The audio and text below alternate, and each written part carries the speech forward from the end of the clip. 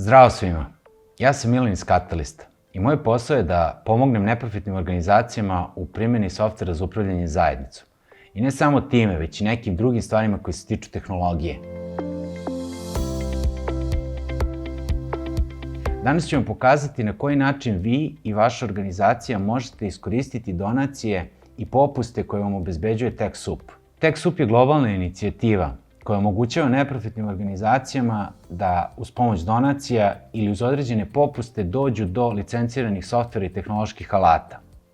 Na globalnom nivou TechSoup donira i pomaže organizacijama u vrednosti od preko 5 milijardi američkih dolara. Kod nas u regionu pokriva sve zemlje Zapadnog Balkana. Da biste pristupili donacijama i popustima koje omogućava TechSoup, neophodno je da napravite nalog na TechSoupu. Kako ćete to uraditi? Vrlo jednostavno. Prvo ćete otići na glavni sajt techsoup.org. U gornjem levom uglu izabrat ćete zemlju. Ako ste deo regiona, izabrat ćete ili Hrvatsku, ili Makedoniju, ili Srbiju, ili Bosnu i Hercegovinu, ili Kosovo, ili Albaniju. Nije bitno. Mi ćemo ovde koristiti za primer Srbiju. Dakle, izabrat ćemo Srbiju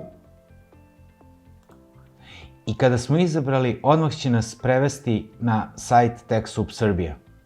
Na sajtu TechSoup Srbija prvo treba da otvorite vi svoj pojedinačni nalog. Kako ćete to uraditi?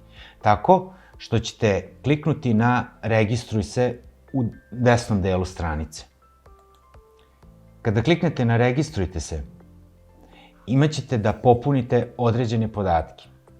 Vaše ime, prezime, poziciju u organizaciji, da izaberete zemlju, da izaberete koje ćete korisničko ime, koja vam je e-mail adresa ili adresa elektronske pošte, da potvrdite tu adresu elektronske pošte, da ukucate lozinku i da potvrdite lozinku.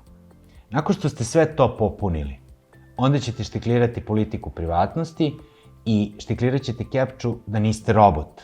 Nadamo se da niste. Kada sve to završite, kliknut ćete na stvori račun. Tog trenutka, u vrlo kratkom vremenskom periodu, dobit ćete na mail koji ste ovde uneli pristupne podatke vaše i dobit ćete link preko koga bi trebalo da verifikujete svoj nalog. Taj link ćete iskopirati u novom prozoru vašeg pregledača. Zbog potreba snimanja, mi smo već kreirali naloge. Kada ste se ulogovali na svoj individualni profil, sada morate da registrujete svoju organizaciju. To ćete uraditi tako što ćete u polju, znači izabraćete moj račun i tu će vas dovesti do podataka moji podaci i my organization. Kliknite ovdje za registraciju. Nakon što ste pristupili stranici za registraciju vaše organizacije, od vas će se zahtevati da popunite veliki broj informacija o vašoj organizaciji. Kada to završite, odnosno kada sve to popunite, pritisnut ćete dugme spasiti. Vaši podaci će stići do TechSoupa. Ono što je važno da znate jeste da pre nego što budete mogli da koristite bilo šta od povoljnosti koje TechSoup vam omogućava, jeste to da ćete proći proces verifikacije koji može da traje nekoliko dana.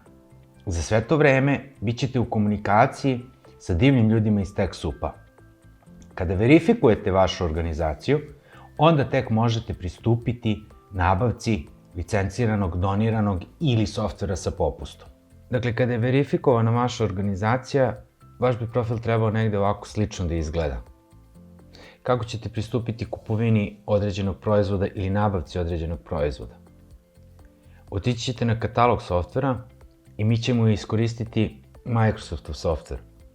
Dakle, nabavit ćemo konkretno operativni sistem Windows 10.